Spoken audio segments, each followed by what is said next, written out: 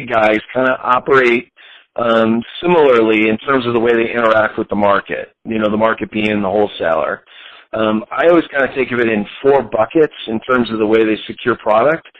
And each one of those buckets has a different profitability picture and a different percent of the total based on the retail chain. So, there's 4 of them. We talked about one of them a little bit, production. There's another one I call in-season production, then closeouts and pack away. And each one of those, again, has kind of a different profitability picture as well as a different emphasis in each one of those chains. Would it be helpful to walk through that with you guys? Yeah, please, yeah. And maybe, we spoke about production more, but can you go sort of a definition of each of them as well? Because I thought maybe pack away and close out would be very similar or the same thing. So yeah, perfect. That. Yeah, so I'll start with production. Production, the way I'm going to define it is, a buyer sits across from a wholesaler. They pick some goods, they pick some styles, they negotiate a cost, and then that wholesaler goes out, sources the product, and ultimately delivers it to the retailer, let's say 6 months down the road. It goes through the whole product life cycle. The wholesaler goes on, sources it, makes it, and delivers it. In general, the off-price is probably going to buy it 35 to 40% off of the line price of what, like, say, a Macy's would buy it. And the reason that 35 or 40 is just because the wholesaler doesn't have to add in things that they're going to give to Macy's to support. Marketing, markdown allowances, handling charges, fixturing, staffing, et cetera, et cetera, et cetera. So for the wholesaler, it's a fairly profitable piece of their business in total, and certainly very profitable relative to the off-price retailer. The off-price retailer, on the other hand, about 300 basis points less profitable than the average. So to just kind of clarify, if the average merchandise margin of a off-pricer is 40, this would be 37.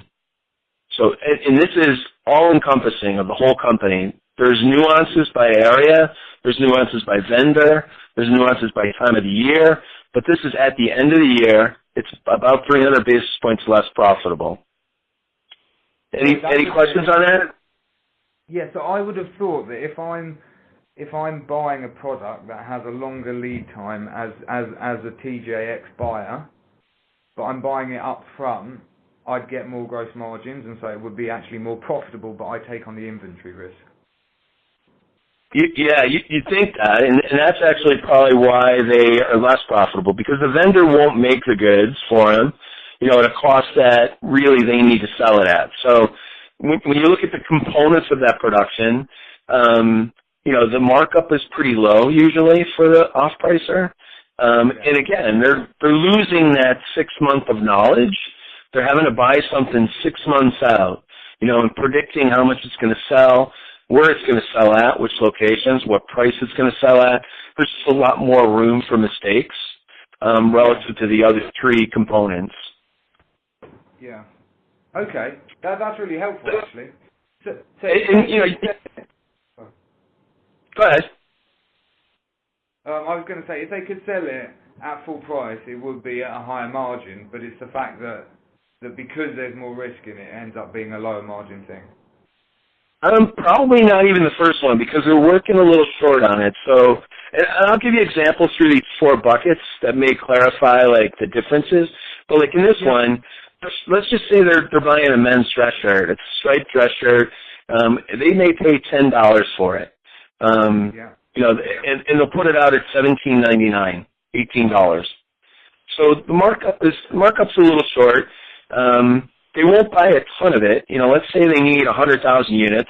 They may only give these guys 30 or 40,000 units up front. And then they'll go out and they'll try to find the rest of it, closer to in season. The numbers in terms of the percent of totals, this is a big part of the way people do business now. Ross is about 35% of their total in production. TJ's is up to about 50%, 50%, and Burlington's around 35 as well. Okay. So they do it different. Just so, don't think this is homogeneous like this production bucket. They do it very differently. Like I said, TJ's